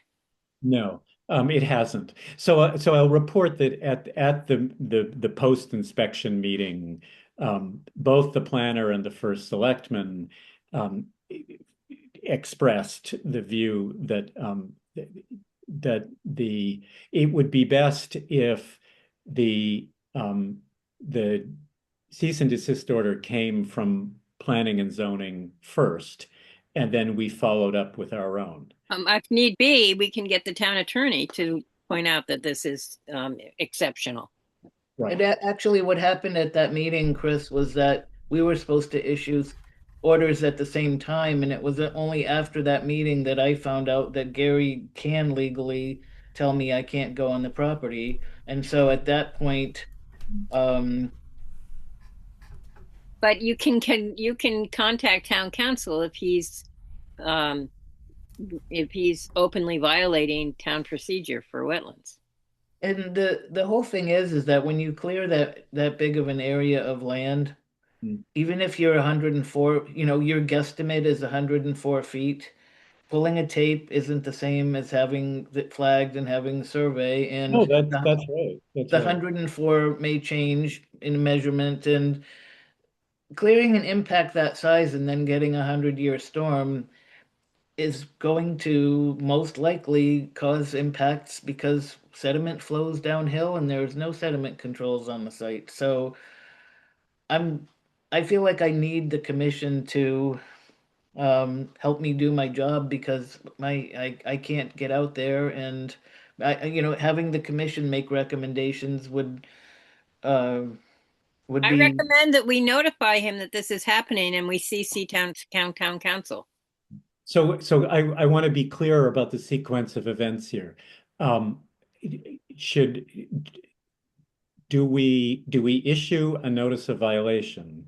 I think the commission Then should do schedule a site walk first.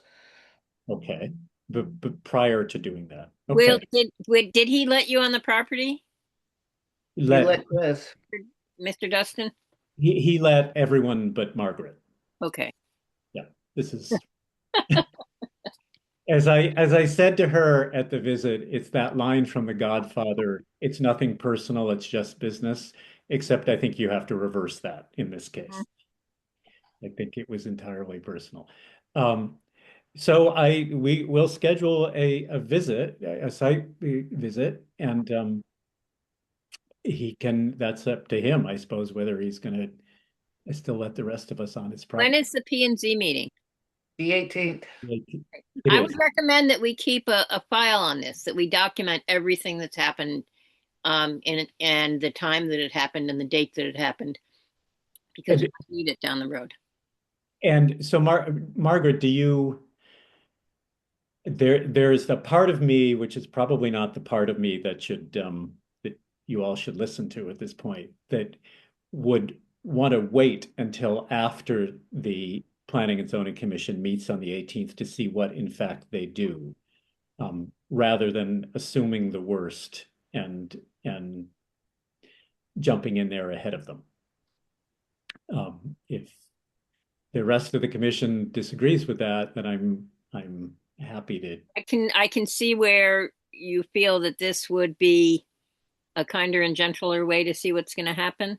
But I also think we need to document and we need to be ready to get counsel, because I agree with that. This is not the normal procedure. And that's why us documenting everything, we can present it to an impartial third party who can, in the light of the regulations and whether things are being done correctly or not, advise us. Right. And possibly the other people involved. Right. And we won't know that for sure until after they meet on the 18th, because that will hit the planning and zoning, because that will have been their first meeting since this visit that included the zoning enforcement officer, which I suppose is why, if you're willing to wait a little less than a week, Margaret, I would be more comfortable waiting to see if they do follow the procedure and act on that and this and in what way they act on it. And if they aren't willing to do that, then we proceed in the way that Commissioner Morano has suggested, and we document this and we bring the town attorney into the loop, and then at that point we're really bound to issue our own or to take action. Whether it's after the 18th or not, the Planning and Zoning Commission isn't going to issue any orders for this commission. No, but they would have a chance to do what they're supposed to do. And I mean, at a minimum, they need to have seen and discussed your letter to them, and they need to have come up with an appropriate response to Mr. Rawson, to whatever it is Mr. Rawson has to say, and we don't know what that is. But if you'd rather go ahead, do other commissioners have views on this? No, this is Commissioner Mooney. I do, and I've mentioned it before. I have a relationship with Mr. Rawson based on me living on the leased area of his. So I refrain from any discussion regarding him, period. Just wanted to make sure I made that clear to the group here. I will sit here and listen only. Thank you. Thank you. Commissioner Langer. Yeah. I'm not sure that an additional visit would give us any more information than what you've been able to share. The tape measure is a fair representation of what you're able to observe and see, but without having anything delineated and a drawing to go off of, it's still just it's speculative until there's actual something to truly measure against and off of. There's nothing stopping the commission from reaching out to council and making them aware of the situation that pertains to our guidelines and our responsibility. And if there is a gray area that we need their guidance and counsel on, then it's still appropriate to do that now. Waiting until the next planning and zoning meeting and seeing what they do. As someone referenced earlier, they're not going to do anything pertaining to inland wetlands. They can subsequently do theirs simultaneous to ours. That would be a compromise.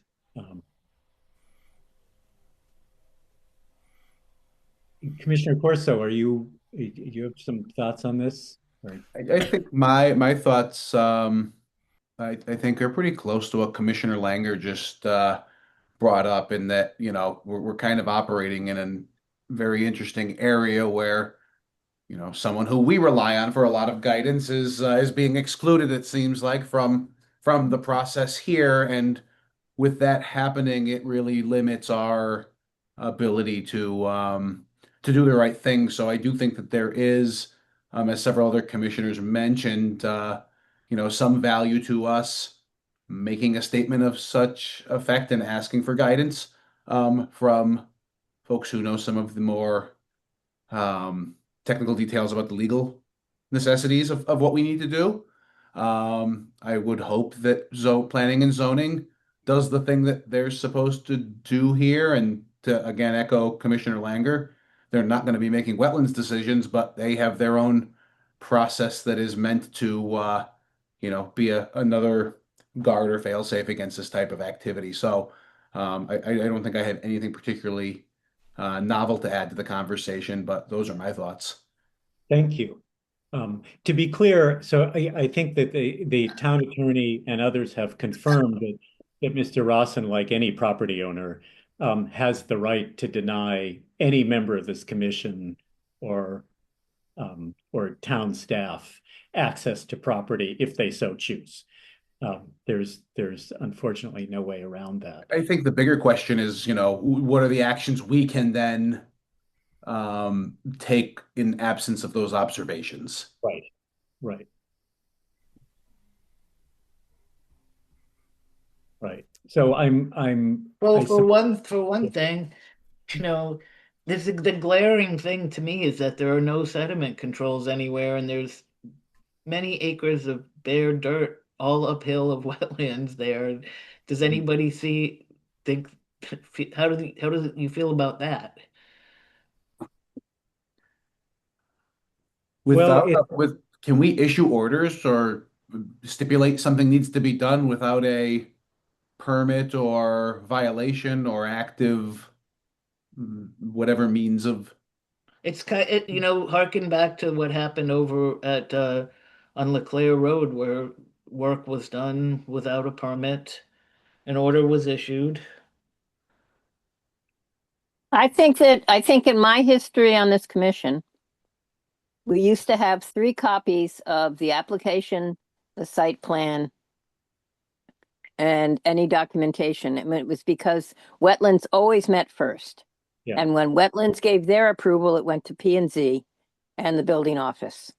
And so we seem to have gotten away from this proper procedure.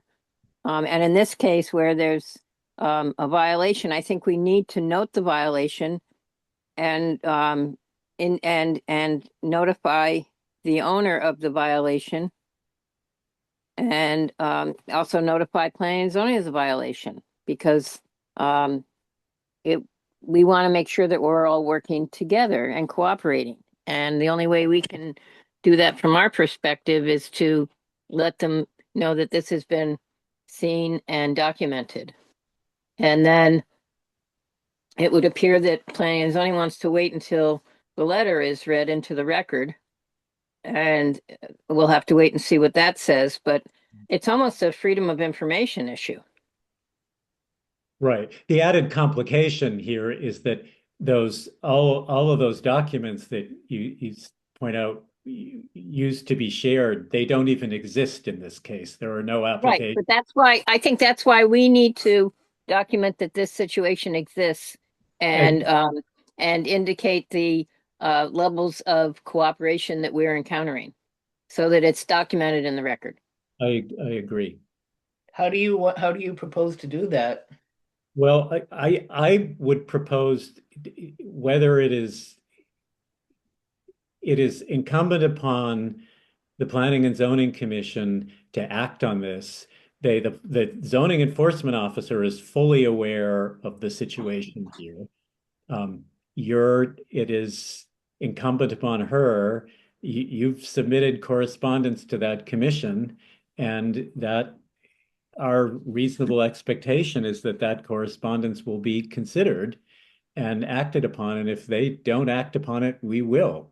I was asking Fran how she thought we should indicate the level of cooperation we are encountering. I think that Chris and Nick went on the property? Are the only two ones that went on the property? No, Cindy was the zoning enforcement Okay. officer. So I think you need to, I would, I'm not, you don't need, I would respectfully request that you write up your visit to the property and who was there and what you did there and have pictures of it. And then point out that what you saw in terms of sediment disturbance and earth moving and everything that you see there and what was missing to make it acceptable. And that there was no application or conversation or anything prior to this. and what's missing in Margaret's views are sediment controls. And yeah, and any kind of application or plan and discussion of said plan when it involves so much land in an area which could impact wetlands. Mhm. I mean, that's our area of purview. We can't go beyond that. So, Right.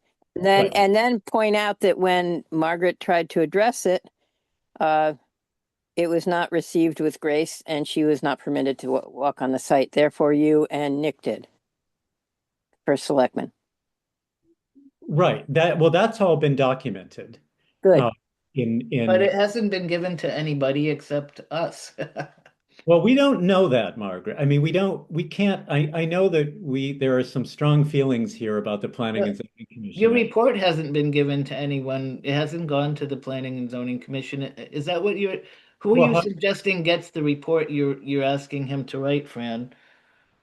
I think we need to document it and make sure that Nick has a copy of it. Fran, I want to share. So they have, everyone has seen this letter from Margaret. Mm-hmm. And the first selectman and the zoning enforcement officer were present for the inspection. Mm-hmm. And as I pointed out, there was a conversation afterwards. I suppose they have not seen. They haven't. The Planning and Zoning Commission hasn't seen this yet. They won't see it until the 18th, and they haven't seen your inspection report.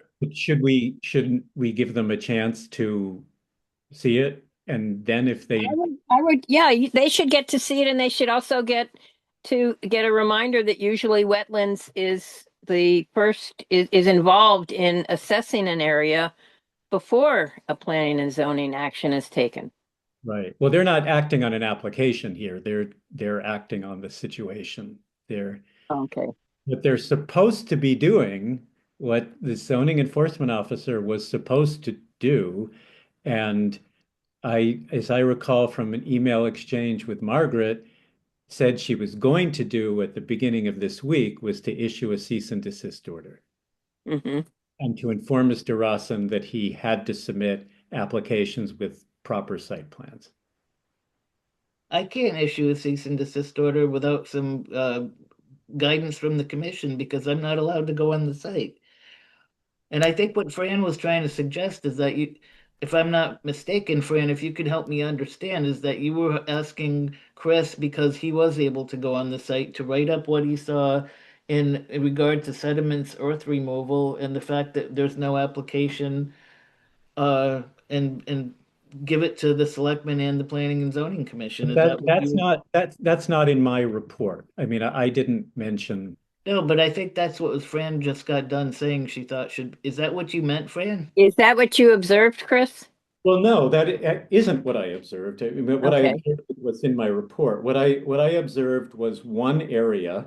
Now, I'm taking this on faith that the wetland crossing and other areas were permitted. I gather from Margaret that we're having a little trouble coming up with those original permits. But there is that questionable area where the water course runs through and it's surrounded by wetlands. And what's questionable is just how far those wetlands are from the work that's being done. Because they're not delineated, right? Because they're not delineated. I suppose, again, in my non-expert, I'm looking for the pictures here, opinion. So this is the cleared area. And then there is this berm where the material has been pushed up here. And then this is not a very steep slope on the other side. So Mhm. I wasn't, and I maybe just don't have the same trained eye for this that Margaret and some of the rest of you have. I wasn't, the concern about needing erosion controls here, that didn't occur to me on the site. Perhaps it should have. And maybe, so I don't want to go back and retrofit my inspection report. I Mm. think, I think maybe what Margaret is, if this is the proper sequence of events, is we schedule a site walk. She will not be permitted to join us, but if Mr. Rawson will be put on notice that the commission wants, as a whole, wants to see this site. And I Mhm. feel more comfortable if other commissioners were there and having a second look. And if we Mhm. include things like the need for erosion and sediment controls, given, as Margaret points out, the extent of disturbance here. And it doesn't have to be 100 feet from the wetlands to have an impact on the wetlands potentially. There's And also what there if we also invite somebody from conservation? What if we invite Judy to go on this walk? Judy is no longer with the Conservation Commission, but Oh, the Conservation Commission would be happy to be invited. okay. So, Yeah, the maybe, other thing is that when you before you go ahead and open up a big area like this, he's supposed to do seasonal testing to the seasonal high water table and Nick said he's already made a 20-foot cut. So nobody should be making 20-foot cuts without figuring out how that's going to affect the seasonal high water table, especially when people's wells are downslope, the reservoir is downslope. How will the 20-foot cut affect the stream Well, I and think the nearby wetlands? one of the other applications on this agenda is an indication of that. The violation. right, say that again, Fran, and Well, we had something else on this agenda addressing such an issue that when you start removing soil, right. there can be massive Yeah, that's why problems down the road. we have the glacial runoff through that swale. Yes, I caught that as well. So this sounds to me like the sequence of events we're considering. Let's do a site walk, and Margaret, if this is right, and then based on the site walk, we may want to issue an order of a notice of violation, and do what we are bound to do, and we can have it both ways. We're not going to have the site walk before Monday. So Right. we'll see what planning and zoning does in the meantime and whether they live up to their responsibilities. But we could do, if it's not too late, I'd prefer to do both those site walks on the same day, on D-Day, on June 6th, if we can arrange that. I won't be going on the second site walk, so I'll go on the first one. I understand. I understand that. But I think that might be a way of putting Mr. Rawson on notice that that there are some things. And as I explained to him, this could be, if all he did was have the wetlands delineated and it's not a vast area, then that could make it clear that things are fine as long as he took proper care to minimize or prevent impact. It would make things easier for everyone. Commissioner Langer, saw your hand go up. Yeah, just to throw a possible monkey wrench in here is, even if we scheduled a site visit for the 6th, and he decides not to let anyone on that day, we already have the information, we already have the photos, we have the there's no question that the order of magnitude of the work that's been done clearly elevates this into an actionable item. You know, there's no question. There's no erosion protection. There's no geological reports. There's nothing that supersedes any reasonable expectation of work of this magnitude that needed to get done ahead of time. So to wait for another walk or to not share this information with other members of the town so that they can then also start to ramp up their responses. If we were the only ones there and we have these photos, I can't guarantee that the other people that were on the site with you took the photos, but it's pretty clear in these photos, and you don't have to comment. The photos say 1,000 words, so you can see the picture of the mining equipment. You don't have to reference that in your note. These are the photos that you took and what you observed, and that's good enough to document it and get something in front of the next group of people that can rally behind us and rally beside us to resolve this, to help to resolve this issue. So what are you proposing? I'm sympathetic to that, but of course I've been there. And I'm not sure what else I'm going to see if I visit it again. What are you proposing what action would you see us take? The easiest action is that Margaret's initial letter, you have a follow-up correspondence to that. It goes to everyone that was on that letter, and you CC someone else that is most appropriate, be it council or someone, and just say that, and as a follow-up to Margaret's letter and the date and time and whatever was stated in that letter, these are the observations that were done in the field with the general notes that were taken and the photos, which clearly represent an order of magnitude that is alarming to not only the Wetlands Commission, but should be alarming to other commissions in the town. Mm-hmm. And you can CC anyone you want on that. There's, you're just CCing follow-up information and correspondence that they can then make their own interpretation of how far they need to take it or what they want to do with it. So Margaret, when you sent your letter to the commission, you copied the first selectman and the town planner, is that right? So people have seen this. They haven't seen your report is what we're getting at. They Well, haven't seen your photographs. If there's time to do that, then there's no reason why we can't share those as well. Okay, so it'd probably be better coming from, what are you proposing, to have Chris send a letter or an email to the same people, and it'll be coming from him with his inspection report and his photographs? Because I think it would carry more weight coming from the chairman than from the CEO, who's been kind of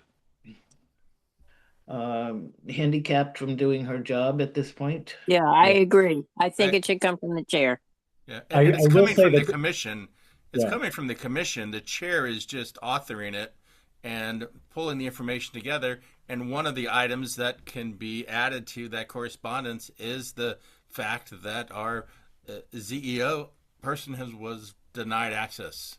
So it's right. That's The wetlands enforcement officer. I'm sorry. It's okay. I was just reading the two address. That sounds like a very good idea to me.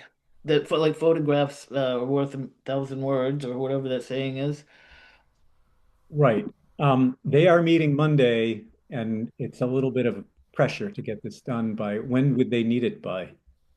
Friday. Okay, I'll see what I can do. That's I think it needs to be, but I can certainly include the photographs and some of these concerns. Yeah, if you make a memo the length of my memo, they're just the synopsis of what you observed and the fact that, just what David said, these observations were made, the order of magnitude that should be alarming to other commissions in town. Send it to PZC, Selectmen, and Conservation, and maybe you can give me some notes. We'll talk about this and in the next couple of days and how to frame that. And maybe you can also show me how to put it on fancy letterhead, like yours is.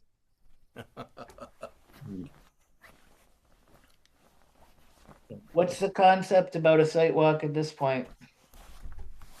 Well, You feel like it's already been done, David, and that this is just time to send out the letter. You can put it on the books, but I don't think we can rely on the ability to get there based on his past historical reference, and that should not be the catalyst that allows us to move forward or gives us the the ammunition to move forward. It would be great if more people could see it, but we could all end up there that day, and he could say, "Nah, I don't want anyone on my site." So we'll send it to everybody that in this was CC'd here, as well as the town attorney. It just gives them a better picture of what was observed, and we are I'm not going to say we're the experts, but we are the feet on the ground, the boots on the ground to represent the town pertaining to these issues. We're just fulfilling and sharing more information than the letter here, which is appropriate. We're just giving some additional information and helping everyone to understand the order of magnitude of what's happening before it gets a lot further out of control. I mean, it's just When crazy. I gave my memo to Cindy, she said to me, "Don't send anything to my chairman, just give it to me." And I said, "My chairman told me, instructed me to give it to your chairman," and she said, "Well, just give it to me." And so, if it gets sent out to them, it- they are bound to include it in correspondence. So if Chris writes, a memo with his inspection report and photographs, they Well, I don't think I would summarize. My inspection report is, and again, I'm framing this a certain way that, and I know was the first selectman's impression. This was a visit to the site to see what was going on there. I don't think that was treated as a formal inspection. You could So all I, it's your observations in the right, absence of our wetlands enforcement officer being allowed to be on site. right, And you're and just and and sharing that additional information with the town and the appropriate people. And based on this discussion, which I think is it's on the agenda or it's included in Margaret's report. So there's certainly nothing secretive about our having had this discussion. Um, so in other words, I would amplify what was contained in that otherwise pretty matter of factual summary of what we looked at, what the issues were. Yeah, and it You has to could go out by around noon time on Friday because I'll be leaving by noon or 1 o'clock that day. So I'll help you pull something brief together. I'll give you a draft. You can fix it up the way you like it, and we'll start with that, and we'll So see. yeah, Include the town attorney. I'll try to get you something tomorrow or Thursday morning, and then you can help me format it and give me email addresses and that'll be fine. That'll be fine. I think that's a good way to proceed. Okay. See what they do about it. Okay, it is complicated. Thank you. I needed some help sorting that out, and this makes sense to me. Um, Correspondence, there is none. No Mylars have been signed, at least by me. Comments by commissioners. Under other business, there was a couple other things. Oh, One I'm is sorry. that I issued a Oh, approval right, for in your timber report. harvest. That's Yes. in my report today. Yeah. And also, if you go into Zoom Docs 3, there's a site in town I haven't gone to yet. It's another challenging site where the owner isn't going to be happy to see anybody. It's 230 Sandam Road. Just by looking at the aerial maps here, this person seems to be encroaching on some habitat that is Atlantic white Peter. cedar swamp, acidic white cedar swamp, like the one near the lower preserve there where that 4 lot subdivision was. And we do not have a survey for this property or the abutting property, but if you look at back up to the most recent 2023, there's a 2019 aerial as Yeah. an idea. Then you zoom in on the other aerial that where he's appears to be, he's filling, there's no doubt about the fact that he's filling wetlands. So there's the 2019 map. Now this is 2023. Yeah, this is the big, okay, yeah. He appears to be off his own property at this point, and he's getting into the. Then, mind you, this map is 3 years old, so he appears to be encroaching in wetlands on someone else's property and into the acidic Atlantic white cedar swamp. And I got an anonymous complaint, which I believe to be credible, and I'm not going to say who complained. But this, the building inspector has told me that this person is extremely difficult to work with and he won't let anyone on the property. He's already put a second floor in a garage with no inspections, and he won't let the building inspector go that back there and inspect it. And he's continually piling stuff up around the entrance to the site so you can't see what's going on. Putting buildings and containers and great big piles of logs. But meantime, if you look at it from this view, we can see what's going on. And so maybe I should, I'm honestly, it'll be beating my head against the wall to try to go there and let him have me do an inspection, but maybe I'll bring this one to the attention of NDDB and Connecticut DEEP enforcement and see what our options are. It's just I don't feel like I could let this go on any longer without bringing it to the commission's attention. That's a good idea, Margaret. You should do that. Yeah, I agree with that. Thank you. You answered my question, which is what can we do? Elevate it up and with someone that has the ability to have more people behind them backing them up. Right. Okay. Very good. Thank you. He's it doesn't sound like he's someone who would be very cooperative. Nope. Okay. Sorry, I skipped. I didn't see that in your report, but I know we had talked about Yeah, it. I didn't make it in today. It was too nice a day. All right. Any comments by commissioners? Another fun one. It was either more or less fun than I thought it would be, depending on your perspective. But we got a lot done, and we're moving some other long-standing things along. I hope so. That's a good sign. But then there's always something else. Okay, in that case, I will entertain a motion to adjourn. I'll make a motion to adjourn. Thank you, Commissioner Morano. Do I have a second on that? Thank you, Commissioner Langer. All those in favor? Aye. Aye. No, all those opposed, and wonderful. Thank you all. Thank you. Thank you very Thanks, much. Margaret. For Thank you, your- Margaret, for all you do for us. You're welcome.